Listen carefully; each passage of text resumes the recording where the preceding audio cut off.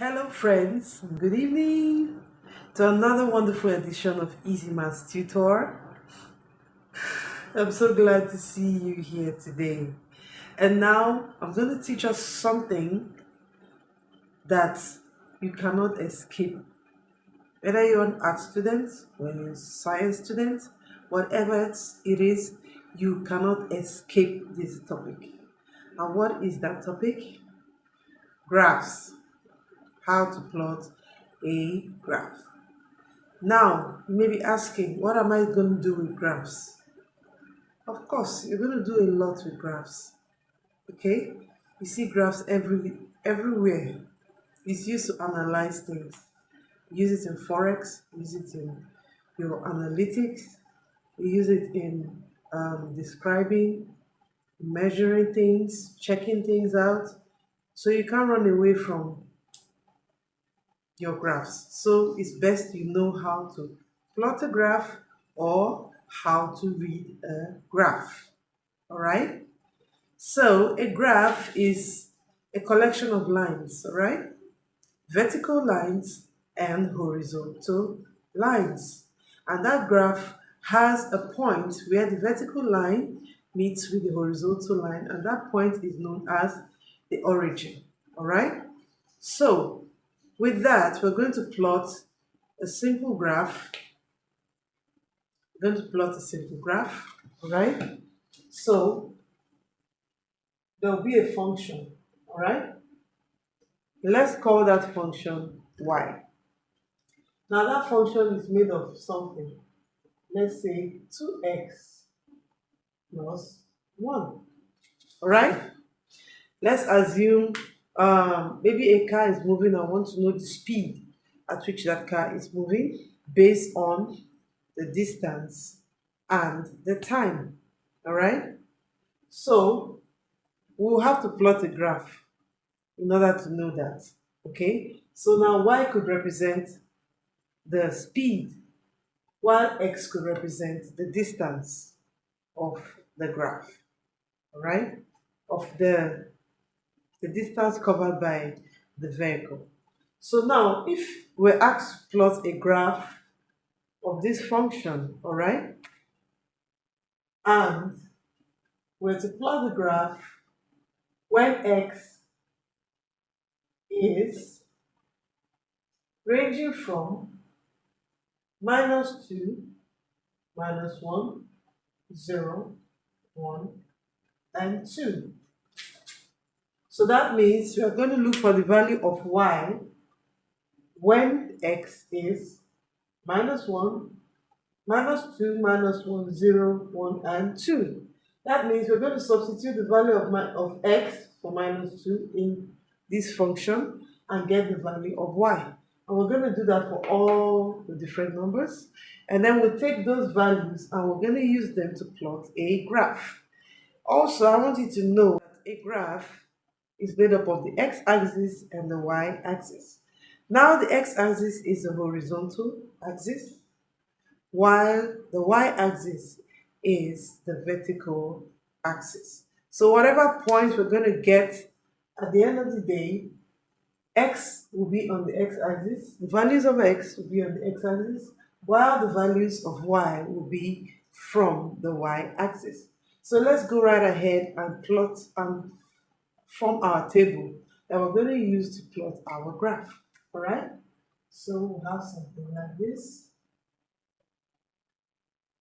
A table, right? Just a table. It's just a simple table. We'll call this x and we'll call this y. All right? So we're going to divide it. It's going to be -2, -1, 0, 1, and 2. So this will be -2, -1, 0, 1, and 2. All right? So we're finding the values of y, all right, when x is -2. Okay, so we'll say 2 -2 plus 1. All right? Then we'll find the value of y when x is minus 1. So we'll say 2 minus 1 plus 1. Find the value of y when x is 0. So we'll say 2, 0, and plus 1. Find the value of y when x is 1. So we'll say 2, 1, plus 1. Alright? Find the value of y when x is 2. So we'll say 2, 2, plus 1. Alright? So let's find the value of this. So we know 2 times minus 2 gives you what? Minus 4 plus 1. 2 times minus 1 gives you what? Minus 2 plus 1. Alright? And then 2 times 0 gives you 0 plus 1. Are you clear? Yeah, I guess so. Then 2 times 1 gives you 2 plus 1. Are we good? Yeah. 2 times 2 gives you 4 plus 1. I believe we are perfect. So, minus 4 plus 1. Minus 4, the negative side, plus 1. You're taking 1 from the minus, right? You're adding 1 from the minus. So that will give you minus 3. Minus 2 plus 1 gives you minus 1. 0 plus 1 gives you 1. 2 plus 1 gives you 3. And 4 plus 1 gives you 5. So we're going to fill in these values back into the table. So we'll say minus 3. When x is minus 2, y is minus 3. When x is minus 1, y is minus 1. When x is 0, y is 1. When x is 1, y is 3. When x is 2, y is 5. Hooray! So now we have our table of values. We have our table of values. Alright? Welcome back. And so now at this point, we're going to plot a graph. Okay? So now before you plot the graph, you have to look at the range of values. So we have negative on the x-axis, and we have also negatives on the y-axis. So it's going to be a perfect T graph. Alright? The graph is going to look like a perfect T. The graph is going to look like a perfect T. Right? It's going to look like a perfect T. Now this is our x-axis. This is the positive side, while this side is the negative side. Alright? Then we have our y-axis. This is the positive side, and this is the negative side. Now this portion where the x-axis intersects with the y-axis, we call it our origin or our 0. Alright? So looking at the range of graphs, I do not want to have to plot where I will not be able to find minus 2, or find 2, or find minus 3, or find 5. So my graph has to contain all these numbers. Alright? So I'm going to choose a scale. I'm going to choose a 1-to-1 scale. Right? So we'll say, I'll count, okay, I'll say 1, 2, 3, 4, 5, 6. 1, 2, 3, 4, 5. Right? I'll say 1, 2, 3, 4. 1, 2, 3, 4. All right. So let's label our graphs. Let's label our graphs. So we will say this will be 1, 2, 3, 4, 5, 6, 7, and so on and so forth. This is the negative side. So we have -1, -2, -3, -4, -5. And this side will be 1, 2, 3, 4, and 5. This side will be -1, -2, -3, -4. Are we clear? I should guess so. So typically, you have a graph sheet that has so many grid lines. All right? The graph sheet has so many what? Grid lines. You know what I mean by grid lines? You see so many lines across vertical and horizontal lines. Those are known as grid lines. Alright? Those are known as grid lines. So I'm just creating a makeshift graph for us that will help us to solve our problem. So, drawing the line of the graph sheet, the grid lines, drawing the lines. It's very simple. It's not difficult at all. It's not difficult at all.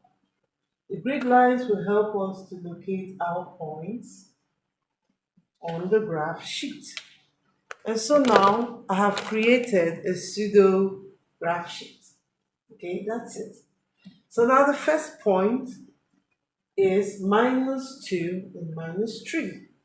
So we're going to say P1 is -2 -3. This is how we write the points of your graph. You have the name of the point, which is P. You can use the letter P or any other letter. And then we write the x-axis comes first, while the y-axis comes second.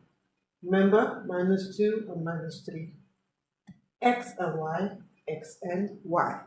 A typical line point is P, X, and Y. So our P2 will be what? It's there on the table. -1, -1, -1, -1. All right? The third point, P2, P3, will be 0 and 1. 0 and 1.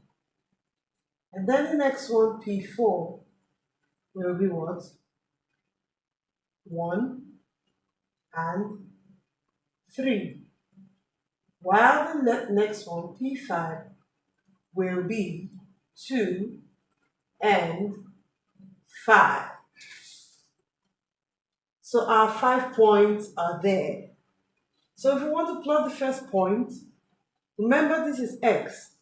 The first part is X and the second part is Y. So X is -2, right? So on the X-axis, we'll look for -2, and this is -2.